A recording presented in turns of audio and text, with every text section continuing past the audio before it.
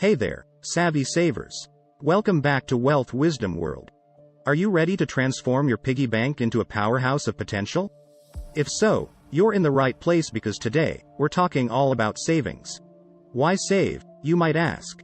Savings serve as a financial safety net, providing a cushion against unexpected expenses or opportunities. It's a step towards financial independence, allowing you to make life choices without constant worry about financial constraints. Going back in history, our ancestors' form of savings was pretty straightforward. They stored food and supplies to use in the future. However, as civilizations evolved and introduced money, savings became more abstract, representing a stored value for future use. Today, we broadly categorize savings into three types: short-term, medium-term, and long-term. Short-term savings typically cater to immediate or near-term goals like a vacation or a new laptop. These goals usually require you to save for less than a year. Medium-term savings, on the other hand, target bigger goals, like buying a car or making a down payment on a house. These objectives generally span from 1 to 5 years. Lastly, long-term savings focus on more substantial, future-oriented goals like retirement or your child's college education. These savings can take decades to accumulate. With the basics covered, let's delve into the how of saving money. Effective saving begins with setting smart, specific, measurable, achievable, relevant, time-bound goals. For example, instead of vaguely deciding to save for a house, structure your goal like this: I want to save $40,000 for a down payment on a house in 5 years. The next essential step is budgeting. Understanding your income and expenses allows you to plan how much to save each month. A popular budgeting method is the 50-30-20 rule, where 50% of your income covers necessities, 30% goes towards discretionary spending, and the remaining 20% goes into savings. Now, here's a pro tip. Whenever you receive any windfalls like tax refunds, bonuses, or gifts, resist the temptation to splurge. Adding these to your savings can significantly accelerate your progress towards your financial goals. But where should you stash your savings? Stowing all your savings under your mattress or in a current account isn't the best strategy. Instead, consider high-yield savings accounts, money market accounts, or certificates of deposit, CDs. Here's a quick breakdown. High-yield savings accounts offer higher interest rates than regular savings accounts. They're great for storing your emergency fund or short-term savings. Money market accounts combine the benefits of savings and checking accounts. They offer higher interest rates and come with check writing and debit card privileges. However, they usually require a higher minimum balance. Certificates of deposit, CDs, lock your money for a specific term ranging from a few months to several years. In return, they offer higher interest rates. CDs are excellent for medium-term savings where you won't need the money immediately. Another crucial factor in growing your savings is understanding the power of compound interest. Often referred to as the eighth wonder of the world, compound interest is a critical concept that can dramatically amplify your savings over time. But what exactly is compound interest?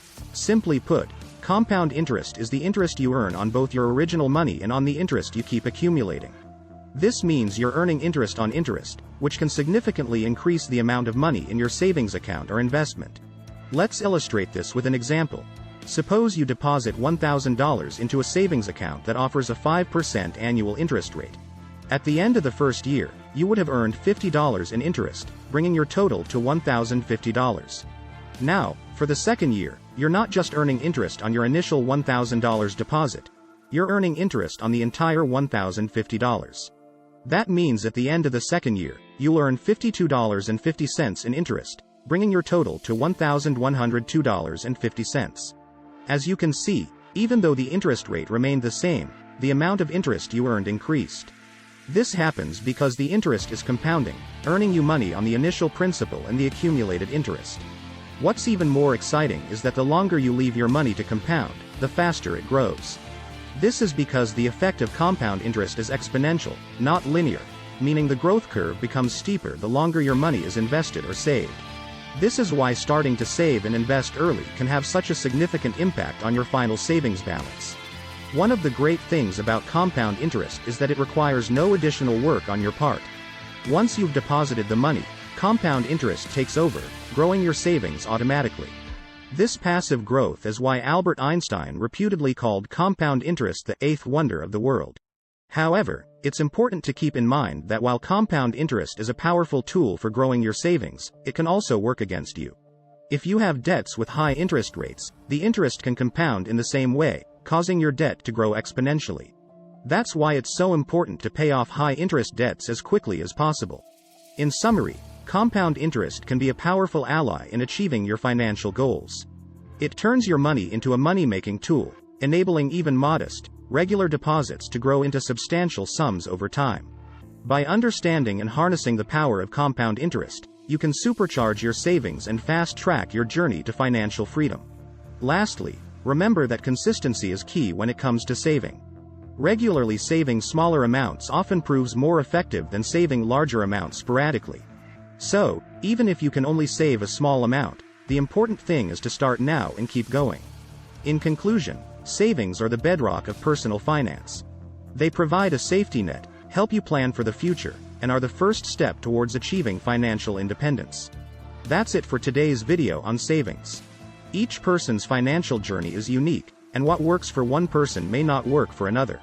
Stay informed, proactive, and find the savings strategy that works best for you. If you found this video helpful, give it a thumbs up, share it with your friends, and don't forget to subscribe to our channel. See you in the next video, where we continue to make the world of finance accessible for everyone.